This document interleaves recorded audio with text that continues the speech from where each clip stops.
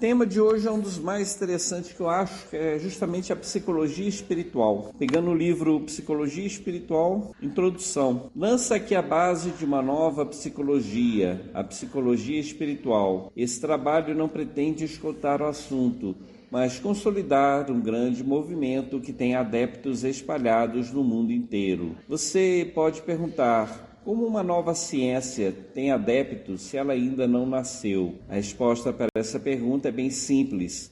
O conhecimento já existe. O que faltava era ser consolidada em um sistema.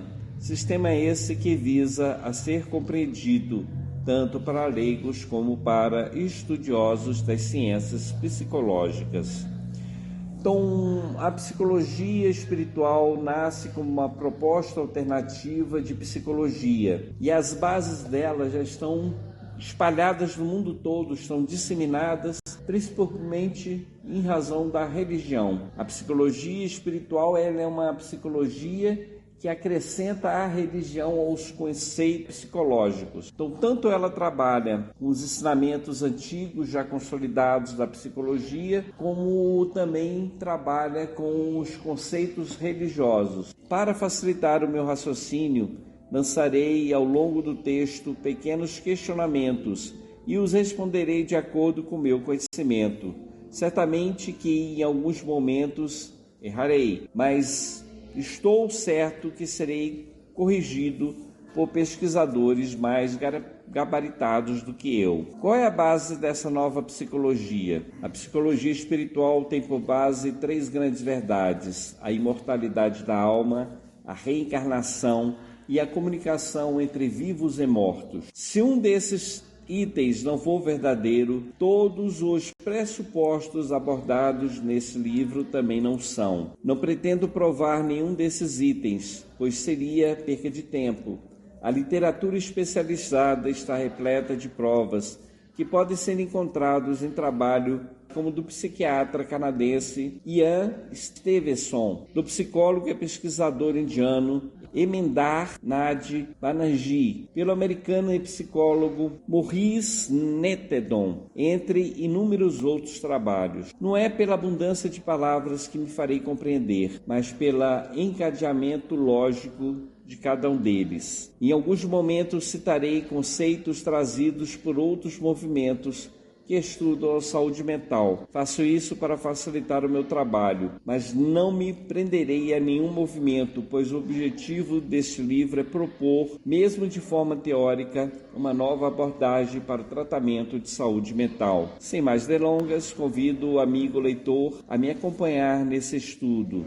Então, qual é a base dessa nova psicologia? A psicologia espiritual tem por base 3 grandes verdades: a imortalidade da alma, a reencarnação e a comunicação entre vivos e mortos. A imortalidade da alma é uma coisa que a gente vem estudando ao longo do nosso ano todo, que é justamente a continuidade da vida. Nenhum de nós morre. O que acontece conosco é que a gente perdeu o corpo físico. Nós não somos espíritos eternos em um corpo físico, em um corpo material. Porém, somos espíritos eternos que ora está encarnado, ora desencarnado. Nessa fase da vida nós estamos encarnados. Podemos trocar experiências, aprender uns com os outros. Então esta é a nossa realidade momentânea, mas não é a nossa realidade definitiva. O corpo humano é muito frágil e ele é perecível. Em breve nós vamos ao mundo espiritual. A reencarnação é a segunda base. Significa que muito do que nós somos hoje é fruto do que nós fomos no passado. E quando eu falo no passado, é um passado milenar, porque a gente teve toda uma evolução mesmo no reino animal. Não que um animal evolua para outro, mas o próprio ser humano, na espécie dele, foi passando ao longo do tempo inúmeras fases de desenvolvimento do instinto até chegar no desenvolvimento do raciocínio. E hoje nosso raciocínio está tão primoroso que nós podemos mentalizar, meditar, criar poesias e histórias. Podemos transmitir a nossa ciência de uns para os outros. Isso só é possível porque nós temos a reencarnação. E a reencarnação explica também as nossas manias, os nossos costumes. Graças à encarnação, a gente compreende porque uma criança é diferente de outra, porque um filho é diferente de outro. Embora não tenham sido criados pelo mesmo pai e a mãe, aquela criança, mesmo ela sendo gêmea de outra, as duas desenvolvem personalidades diferentes, porque o espírito que anima o corpo é diferente. Então, as três bases é a continuidade da vida, quer dizer, a imortalidade, a reencarnação e a comunicação entre vivos e mortos. Nós temos a capacidade de conversar uns com os outros, encarnado para encarnado, ou seja, a gente influencia a pessoa que está no nosso lado, que mora em nossa casa, que está no comércio, que está em qualquer lugar. A gente tem capacidade de influenciar com a nossa fala. Mas além dessa comunicação entre vivos e mortos, entre vivos, tem a do vivos e mortos. Só que os mortos não são mortos, são apenas espíritos, porque a morte não existe. E os espíritos continuam se interagindo, se comunicando uns com os outros. Um influencia o outro, de maneira que um espírito encarnado constantemente está recebendo a influência de amigos espirituais. Mas Paulo, por que você chama eles de amigos? Às vezes até um inimigo, é um espírito aproveitador que vem usufruir do magnetismo nosso, um verdadeiro vampiro. Eu chamo de amigo porque se eles estão perto da gente, a não ser pelas ondas do ódio, que aí sim seria um verdadeiro obsessor, mas todo espírito que está perto da gente, ele está por uma razão, e essa razão é sintonia. Ele tem sintonia com o nosso modo de pensar, de falar e agir. Nenhum espírito fica perto da gente se não tiver algum tipo de ligação espiritual conosco. E desta forma, nós estamos constantemente sendo influenciados e influenciamos. Então essa é a base da psicologia espiritual. A continuidade da vida, a reencarnação e a influência que um espírito faz